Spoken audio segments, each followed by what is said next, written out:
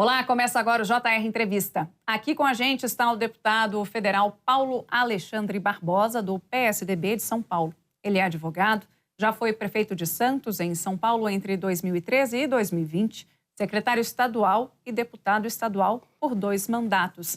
Deputado, seja muito bem-vindo ao JR Entrevista.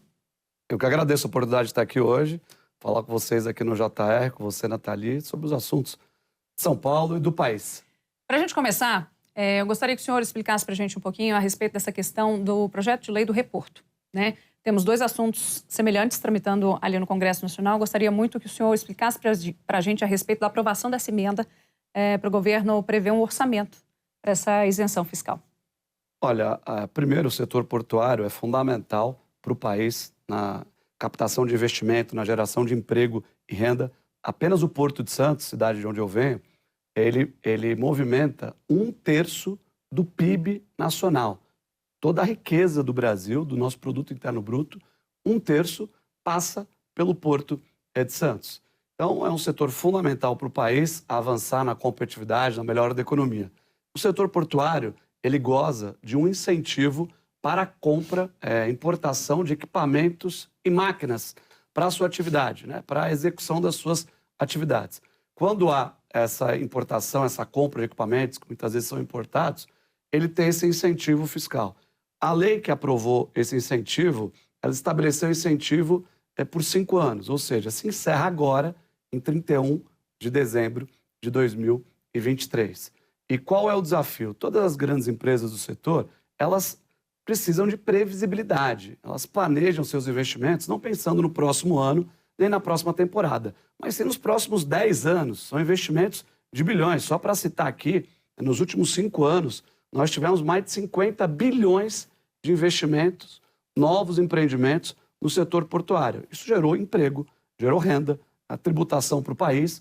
Então é fundamental que esse incentivo, que é muito pouco para o governo federal, ele representa, dentro de todos os incentivos que o governo federal dá para os diversos setores, o incentivo ao setor portuário, ele representa 0,08% de tudo que o governo dá de incentivo. Só para que o telespectador tenha uma ideia de números, esse ano de 2023, o governo abriu mão de receita, ou seja, incentivou em torno de 282 milhões de reais, 282 milhões, enquanto que os investimentos somados são mais de 30 bilhões para o setor, ou seja, é um investimento que se paga, que compensa, que é importante. Nós estamos trabalhando no Congresso para que esse investimento, para que esse incentivo ele seja prorrogado. Ele vence em 31/12, tem um projeto de lei que eu sou relator na Câmara, estendendo esse benefício, e também um outro projeto de lei que foi aprovado no Senado e se encontra agora na Câmara para que ele possa também estender o benefício. São projetos com o mesmo teor. Além disso, o governo também poderia apresentar uma MP, uma medida provisória. Independente do instrumento legislativo a ser utilizado, de que há uma concordância, tanto por parte do governo quanto por parte do legislativo, que é fundamental e importante garantir esse benefício existente para que ele possa ser ampliado. E nós estamos trabalhando, o Congresso está encerrando esse final de ano, nós temos aí poucos dias e é importante que esse tema seja prioritário, porque senão nós vamos virar o ano, o setor pode perder esse benefício e perder esse benefício, o que vai impactar na vida das pessoas? Nós podemos ter limitação de investimentos. Investimentos programados podem ser suspensos, podem ser interrompidos. E com isso a gente vai ter, sim, um efeito na geração de emprego e renda para a população. Por isso a importância de manter esse incentivo. Acredito que a gente, até o final do ano, tenha uma convergência e uma solução na aprovação desses projetos. Existe uma medida legislativa que é fundamental, que é a aprovação do recurso para o incentivo. De um lado tem que ter a lei prevendo o incentivo, de outro tem que ter o recurso no orçamento da União.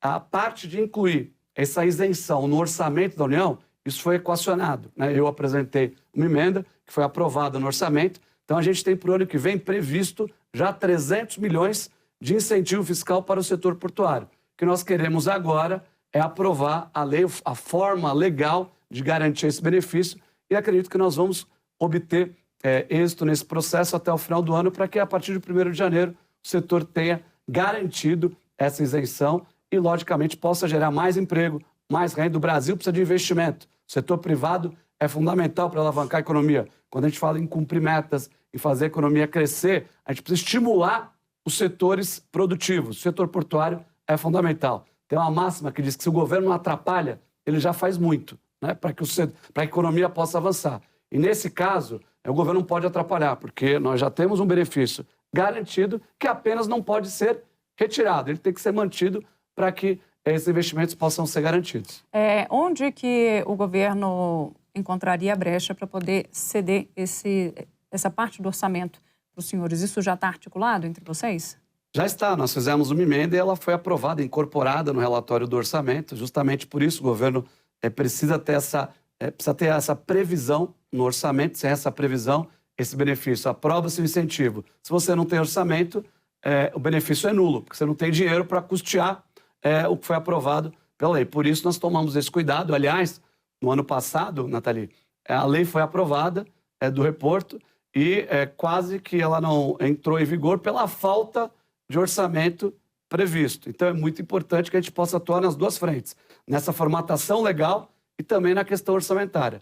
A questão orçamentária ela está equacionada, porque já tem lá uma rubrica orçamentária no valor de 300 milhões para o ano de 2024, prevendo o incentivo para o reporto. Agora, a nossa tarefa é, de uma forma célere e rápida, aprovar um dos projetos de lei, ou mesmo a MP, que pode vir do governo, garantindo que esse benefício vai vigorar a partir do próximo ano. O governo tem esse entendimento de que é importante manter. Nós fizemos uma negociação com o governo, um bom diálogo, uma boa articulação, e também no Congresso. Então, o Senado tem esse mesmo sentimento, a Câmara dos Deputados, o governo, e por isso eu entendo que nós vamos chegar num bom entendimento, seja qual for o formato, de aprovar esse projeto ainda em 2023, para que a partir do 1º de janeiro o setor não sofra nenhuma solução de descontinuidade nesse importante programa que é o reporto, que, repito, ele é insignificante perto do benefício. É um benefício fiscal concedido muito pequeno, perto dos investimentos que são realizados. Nos últimos 6 anos, foram quase 100 bilhões de investimento no setor portuário, enquanto que o reporto ele incentiva em torno de 280 milhões por ano. Então, nós estamos falando de milhão e bilhão. Ou seja, isso atrai investimentos, nós trazemos investimentos. E tem muitos equipamentos que são importados, equipamentos que o Brasil não fabrica, que o Brasil não produz, que são fundamentais para a operação portuária do dia a dia. E para modernizar a nossa cadeia produtiva, a gente quer um país competitivo, precisa ter uma estrutura em todos os setores. E o porto tem uma importância significativa no desenvolvimento da nossa economia. Isso que eu ia perguntar para o senhor, de forma prática, o que isso representaria na economia do país? Temos essa possibilidade de aprovação, independentemente da maneira que será aprovada, mas isso na prática, o que representaria essa aprovação? Por exemplo, na verdade, o que na prática representaria a negação, não ter essa aprovação? Quais são as consequências que uma economia como o Brasil, que está querendo voltar a respirar um pouquinho, poderia ter? Quando uma empresa ela se planeja, o setor portuário, em todos os setores, ela faz o seu planejamento visando, no mínimo, a próxima década, as grandes empresas.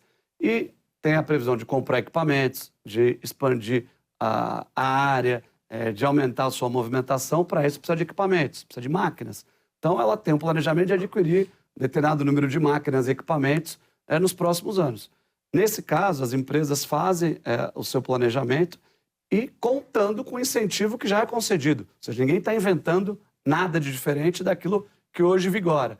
E essa insegurança jurídica, essa insegurança tributária é péssima, porque atrapalha, dinheiro né? existe. Na medida que você muda leis a todo momento, na medida que você não tem uma previsibilidade, essas grandes empresas, muitas delas armadoras internacionais, vão apenas mudar o caminho e o endereço do investimento. O investimento continua. Vai mudar de país, não faz mais aqui no Brasil, faz em outro país, porque são empresas multinacionais, tem vários empreendimentos fora do Brasil. Por isso, nós temos que garantir o quê?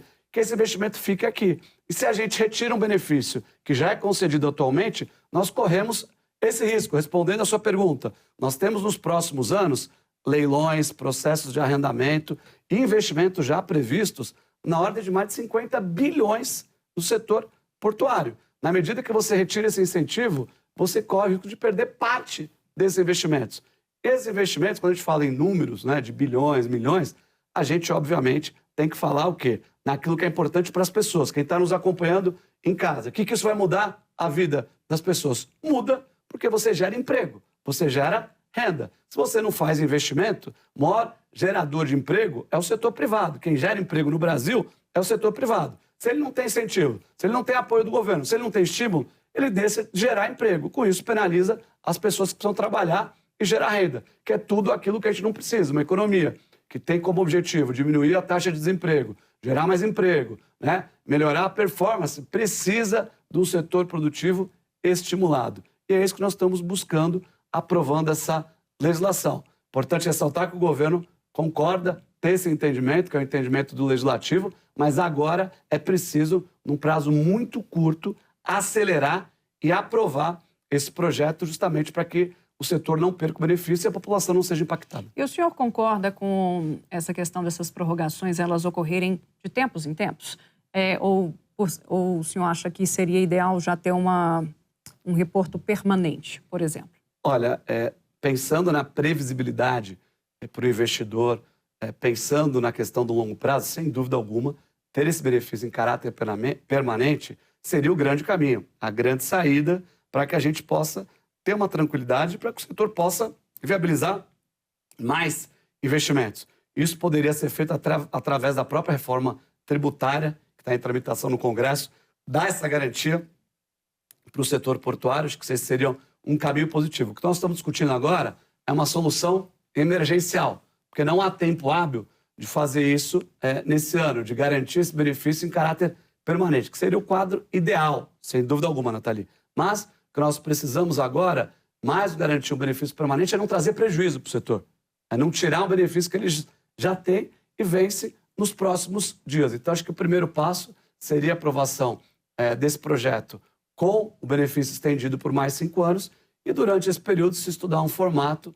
onde o setor pudesse, sim, ter o benefício permanente e, obviamente, planejando os seus investimentos, tendo a perspectiva real de geração de emprego, de renda, melhorando a competitividade da economia, porque esses investimentos vêm para quê? São investimentos que, muitas vezes, também é importante ressaltar, eles ficam incorporados ao patrimônio público, porque a maioria, por exemplo, Porto de Santos, os terminais eles são arrendados. Vai lá uma empresa, ela ganha o leilão de concessão para explorar o terminal durante 25 anos, durante 30 anos. Depois disso, ela devolve o espaço ao governo com as benfeitorias, com todos os acréscimos que foram feitos, com todos os investimentos que se incorporam ao patrimônio público, para que o governo possa fazer uma nova concessão. E aí oferir mais receita, exigir mais investimento e gerar mais emprego e renda. Esse é o caminho, é estimular o setor privado, é fazer boas parcerias, é fazer as PPPs, é fazer as concessões, é fazer o setor produtivo se sentir estimulado a investir cada vez mais. E para isso precisa ter segurança jurídica e segurança tributária. Senão, esse investimento muda de endereço e quem paga o preço é a população. Perfeito. Você pode assistir ao JR Entrevista na Record News, no portal R7, no Play Plus, no Jornal da Record, no JR 24 Horas e também nas nossas redes sociais. Deputado, eu queria só fazer mais uma pergunta para o senhor. De que maneira a reforma tributária ajudaria nesse trâmite? Olha, primeiro, a reforma tributária, eu sou totalmente a favor. O Brasil precisa de uma reforma tributária. Eu sou um deputado independente, tenho autonomia para a tomada de decisão, não faço nem parte de situação, nem de oposição, mas a gente tem que pensar no que é bom para o país. Nosso sistema tributário, Nathalie, ele é da década de 60, obsoleto, ultrapassado. Quem quer empreender no Brasil sofre, né? Quantidade de impostos, de guias que têm que ser emitidas, de sobreposição de impostos é absurdo. É para inviabilizar, é para desestimular qualquer tipo de empreendedor. Além disso, no mundo inteiro, se a gente fizer um comparativo, 89% dos países no mundo tem o IVA, tem imposto único. O Brasil faz parte de um seleto grupo de 11% de países que não tem o imposto único. Será que quase que a totalidade do mundo está errada e o Brasil está certo? As resposta é não. Nós temos uma carga tributária, além dela ser pesada, um sistema que está longe de ser simplificado, um sistema que está longe de ser moderno, e ele precisa justamente isso, de modernização, de simplificação, de desburocratização, para que o empreendedor tenha a sua vida facilitada, para que quem quer investir possa ter segurança, possa ter agilidade, o governo tem que dar respostas rápidas. Então, a reforma tributária ela é essencial e ela não deve vir para aumentar tributo, para aumentar a carga tributária, mas ela deve vir para simplificar, para desburocratizar e para fazer o país avançar. E na medida que a gente tem uma reforma que simplifica, ela ajuda a viabilizar mais investimentos e ajuda o desenvolvimento de todos os setores, inclusive o setor portuário que nós estamos discutindo, né? E acho que o empreendedor, ele clama pela simplificação. E essa não é uma luta desse ou daquele governo. A gente vê muitas vezes o embate ideológico, político sobre a reforma tributária. Todos os presidentes que passaram tentaram fazer a reforma tributária, né? E você tem que ter na vida uma coisa que chama-se coerência. Não dá para defender a reforma tributária no governo passado porque o presidente, eu gostava do presidente. Agora mudou o presidente, eu mudo de opinião, não defendo a reforma. Quer dizer, o Brasil precisa de reformas estruturantes. É a reforma tributária, é a reforma política, que é importante. Não cabe mais o número de partidos que nós temos no Brasil. Nenhum país sobrevive com 40 partidos políticos. Não tem 40 ideologias, não tem 40 formas de pensar o Brasil. Muitos partidos são criados sem interesses republicanos, né? Sem interesses coletivos, para outras finalidades. Então, eu vejo que as reformas são importantes. Acho que a reforma tributária ela é essencial. O Senado avançou na reforma, agora ela está na Câmara. Tenho certeza que o presidente Arthur Lira vai ter aí o senso de prioridade que esse tema exige, pautá-la para que ela possa ser aprovada e a nossa economia possa ser alavancada. Indo um pouquinho para esse cenário mais internacional, até que o senhor citou agora, o senhor também é presidente da Comissão de Relações Exteriores, ali na Câmara. Eu gostaria de saber como é que está funcionando essa articulação, se o Congresso, de alguma maneira, está tendo contato para tentar, na busca de brasileiros que estão em Gaza, como é que está essa conversa dos senhores com o outro lado? Olha, Nathalie, nós avançamos muito nesse tema, nós somos procurados através da Comissão de Relações Exteriores que eu presido para repatriar brasileiros que se encontravam em Israel e também na faixa de Gaza. Nós, imediatamente após o que aconteceu, nós acionamos o Ministério da Defesa, a Aeronáutica, que desenvolveu um planejamento, uma logística para repatriar esses brasileiros. E, aliás, foi um trabalho que foi feito de forma rápida, célere, pelas Forças Armadas, que são um orgulho para o país. O trabalho feito pela Aeronáutica, especialmente, foi um grande exemplo, uma grande referência. Conseguimos repatriar rapidamente mais de 1.700 brasileiros que estavam em Israel. Mais recentemente, agora, os brasileiros que estavam na faixa de Gaza, tinha toda aquela discussão em relação à liberação desses brasileiros que estavam em Gaza para que pudessem passar pela fronteira, chegar no Egito e fazer a viagem de volta ao Brasil. Nós intercedemos também junto ao parlamento, fizemos uma moção para a Organização das Nações Unidas, mobilizamos o Congresso Nacional nessa direção e tivemos, eu diria, êxito, sucesso nesse processo de repatriação, que é muito importante, né? E é fundamental também, Nathalie, o posicionamento do Brasil, né, nos órgãos multilaterais, na ONU, de que no início, nós somos muito claros nisso, né? O parlamento não recebeu bem o não reconhecimento do Hamas como grupo terrorista. O governo brasileiro não foi rápido e imediato nesse reconhecimento, que é um absurdo, porque Hamas é sim um grupo terrorista. Nós temos uma lei antiterrorismo no Brasil que classifica terrorismo exatamente como as atitudes que foram adotadas, que são adotadas em caráter permanente pelo grupo Hamas. Então, quer dizer, não há por que esse reconhecimento não ter sido feito em caráter imediato e o posicionamento do Brasil ser claro nessa condição. É um grupo que tem por objetivo exterminar o Estado de Israel, exterminar os judeus, que viola mulheres, decapita crianças. É o quê, se não for terrorista? Então, é importante que a gente tenha um posicionamento claro, e o parlamento foi claro, através da comissão, no seu posicionamento de reconhecer o Hamas como um grupo terrorista, sim, de ter uma posição efetiva e, obviamente, cobrou o governo nas medidas que deveriam ser adotadas para repatriar os brasileiros que estavam em Israel, e tivemos aí um trabalho feito de forma muito bem sucedida, porque os brasileiros foram repatriados, chegaram em solo brasileiro com segurança, que era o principal objetivo. As famílias nos apelaram para que isso pudesse acontecer, esse objetivo foi cumprido. Perfeito. Nós vamos agora para um rápido intervalo e daqui a pouco o JR Entrevista está de volta. Estamos de volta com o JR Entrevista e aqui com a gente o deputado federal Paulo Alexandre Barbosa. Deputado, vamos continuar nossa conversa aqui, temos pouco tempo, não muito. O senhor também é presidente da Comissão Mista de Controle das Atividades de Inteligência. Eu gostaria que o senhor explicasse para a gente rapidamente como é que funciona esse trabalho ali. Essa comissão, Natália, é uma comissão mista no Congresso, formada por senadores e deputados federais, que eu tenho a satisfação de presidir, e ela tem por responsabilidade controlar as atividades de inteligência do país, né?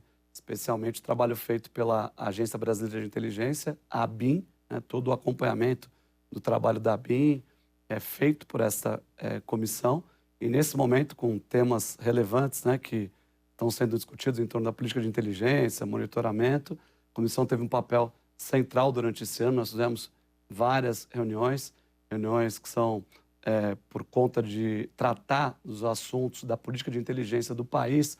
Elas não podem ser divulgadas, essas reuniões têm um caráter secreto, justamente para preservar essas informações, porque tem muitas estratégias de Estado que são discutidas.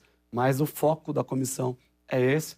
Cumprimos esse ano com o nosso dever de fiscalização, convocamos por algumas vezes o diretor da ABIN, né, essa polêmica que se estabeleceu em relação ao software, né, First Mile, contratado pela ABIN. Se discutiu se a ABIN teria monitorado politicamente alguns agentes com esse software. Então a comissão foi a fundo, inclusive se ensejou hoje um processo que tramita no Supremo Tribunal Federal em relação a esse tema.